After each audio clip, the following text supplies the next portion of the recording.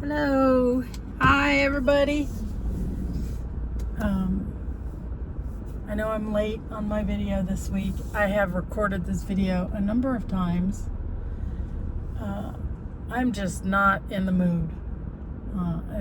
Everything I recorded all devolved into the most depressing schlock. And I don't know about you, but I don't want to support sad pants. I mean, like, in terms of like getting over it, yes, but not in terms of wallowing in it. And I kept coming back to the same thing over and over again. I know what the problem is. I am currently rushing to get some books done for a client who wants them done in a very specific manner that is incredibly labor intensive, and I don't enjoy it. It's like I'm cleaning a toilet. It's just not enjoyable, and it really brought me down. And I've put off working on it until the last minute. So I don't know what that guy's doing. Yeah, it's called Get a Hold of Yourself, buddy. I want to turn left. I think you do too. I can't see around that dump truck. Okay, well, we survived the escape. We have jettisoned from the alleyway of doom. Yes, so I really enjoy doing these videos because I get to mine a lot of ideas that just sort of swim around in the little koi pond of my mind. But in these conversations, they actually come to the surface, and we get to talk about them. I get to talk about them and really explore them. And I'm getting a huge benefit from it. It's very therapeutic. And this week, the therapy was get over it. I needed to get over it. And I think I have. And I got over the hump. Yes, she sent me a really pushy email, and I sent her a craptastic response. And then later apologized for being grumpy. But, up to this point, I had told her that, this is the last time, that after this, she needs to find somebody else. And she's like, no. I have a feeling that this time she's going to be thank you and goodbye. I don't think she's going to resist my resignation. I value clients who value me. I value clients who pay me on time and pay me quickly and don't give me a lot of argument about stuff. Those are all amazing attributes in a client. Paying quickly. I can't get this right. I'm so sorry, you guys. It's just not okay. Well, that's it. I don't know what this guy is gonna do. He makes me nervous. Okay. So for all her faults, she always paid me quickly and without complaint. So, it's not that the job is hard. It's that that it was being dictated that it be done a certain way. And I sort of chafe at that kind of, oh my God, is he going to take him on? So some Tesla decided to turn left while a guy was in the crosswalk. The guy's wearing a turban and a long beard and shorts. So he's the Sikh with shorts. And man, did he just lay into that driver. I thought he was going to leap on the hood of the car. So I'm not the only one having problems right now. I'm not the only one. And controlling my temper is not something I seem to be good at this time. I'm not a rageaholic. I have dealt with a low simmering pot of rage for many years. I think I've learned how to release that. But it is like having a pebble in your shoe. It's uncomfortable, and it's going to take a minute before you can sit down, take your shoe off, shake it out, and start over. And that's kind of what unresolved rage is like. There's nothing you can do about it right now. You just kind of have to tolerate it.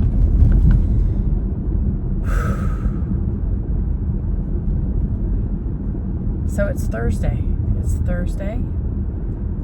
I am exhausted. I've had very weird sleep.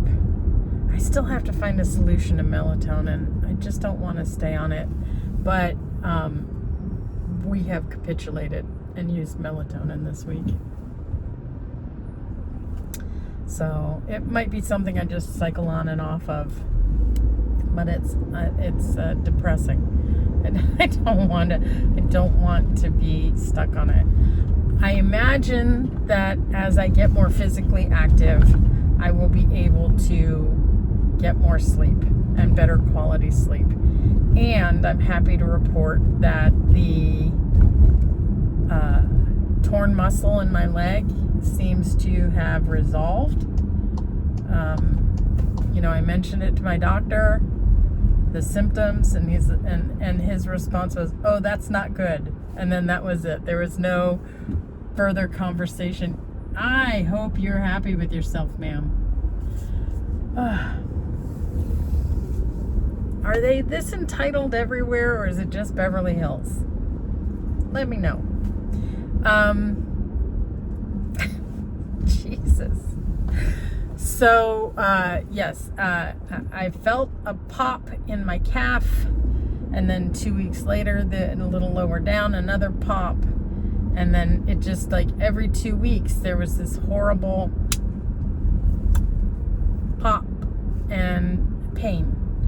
And 4th of July, it was like Clark Kent ripping off his shirt, pop, pop, pop, pop, pop, pop, pop, at the very lowest part of my leg, before it bends into the heel, becomes a foot. That was 2 weeks ago, and I have gotten more range of motion back. I've done, the elevation, the compression, the ice, I've done everything that I was supposed to do. So, but I haven't been able to walk much. And this has been going on for at least 6 weeks, maybe a little longer. And I've just, I've been hobbled. And I think that when I start walking more, as I start adding more steps,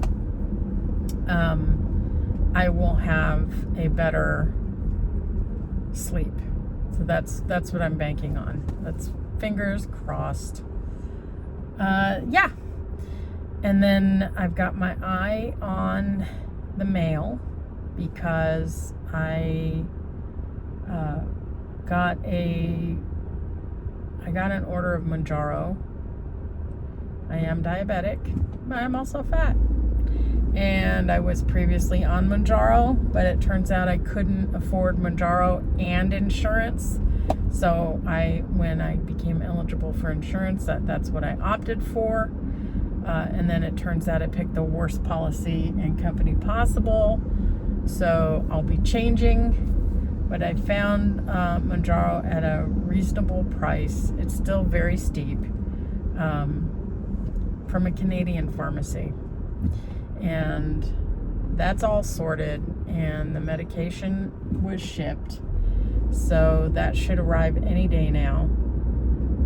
Packed in dry ice. I don't know what you do with dry ice once you open. I don't know. I'm going to have to figure out how to dispose of that. I don't want anyone to get injured. So, yes. So I will be back on the Mounjaro.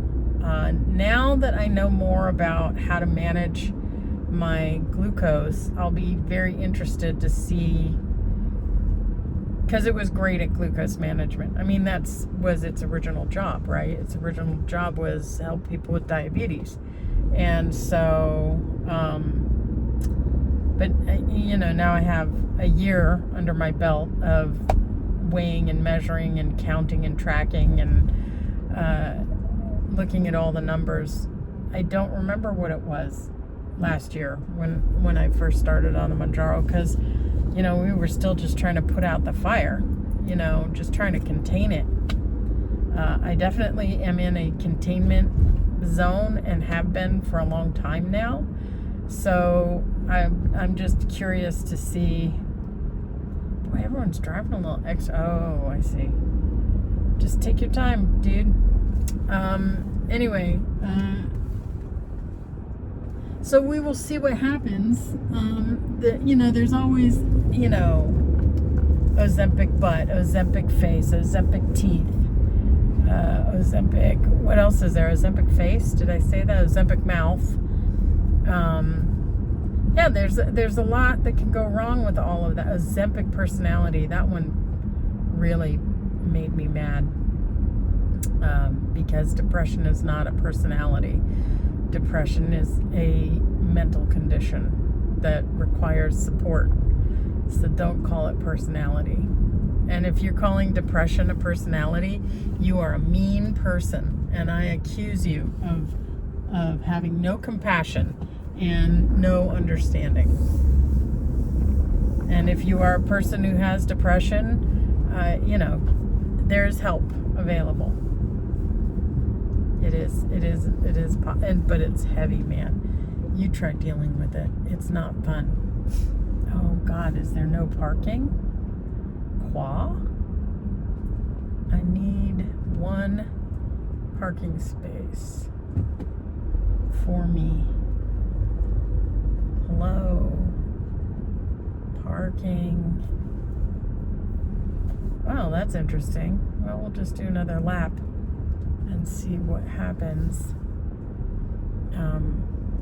It's kind of early for it to be this bad, but okay. I'm not going to worry about it. Anyway, so that's the story there. I have recommitted to the medication because I found it at a price that I think I can manage. Somebody has a fancy golf cart parked here. So weird.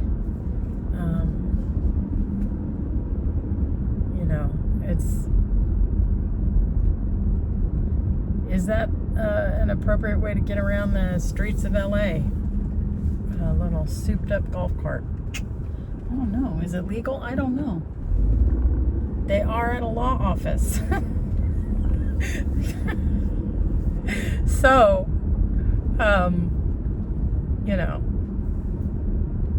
although everybody does need a lawyer at some point in their lives. You need a lawyer for your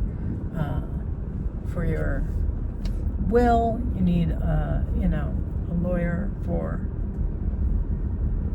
your, prenup. I'm a big fan of prenups. Never been married. Prenups are like will for your marriage. So when you die, if you have not left a will, the government will break up your estate in a way that is in accordance with the law, with predetermined law crap. Guess what, kids? That's the same with divorce. Oh, bravo. The girl with the ponytail is leaving. Okay, and I get a 4-hour spot. Superlative.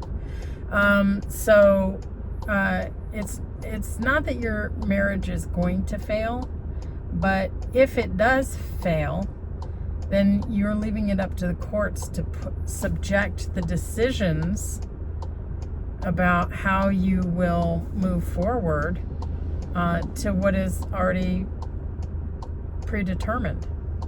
So the smart move is just protect yourself from being subjected to Is she not going to leave? There is a study that shows, okay, when people know that you are waiting for them to vacate their spot, they will take 30% longer in leaving. You see it a lot at Christmas time. You know, people just don't want to vacate their spot at the mall when we used to shop at the mall. And it turns out that the waiting for somebody's parking spot triggers, what's going on? Triggers a territorial response. Because remember, we are all primates. We are animals. And yeah, so it does trigger behavior in all of us. Oh, I got my parking. I had to do a couple of laps, which gave us a little more time than the usual quickie when I do the law building. So I got to get the car washed. I can see where cats have been sleeping on the car because they've cleaned off the muck. Not good. Not good, kid. Nope, no, that's enough. And then, yeah. So, crack the moonroof. I'm going to put up the little sun shield. I'm going to be in the law office for a couple hours. And then I'm going to go and finish that lady's books. And then, so, I'm close. I'm close to being done, but I am wrung out. I just want to send you, like, good vibes for you to get through the challenging things that you're doing today. That the challenging things miraculously go easy. That they just smooth out for whatever reason. And I wish that for you, because I wish it for myself. Okay, kids, I'll talk to you later. This was a much more cheerful entry than any of my other attempts this week. So I think I've gotten over the hump. That's what I think. It's Thursday, right? Hump day is behind us. You have a good day. Have a good weekend. And I will talk to you soon.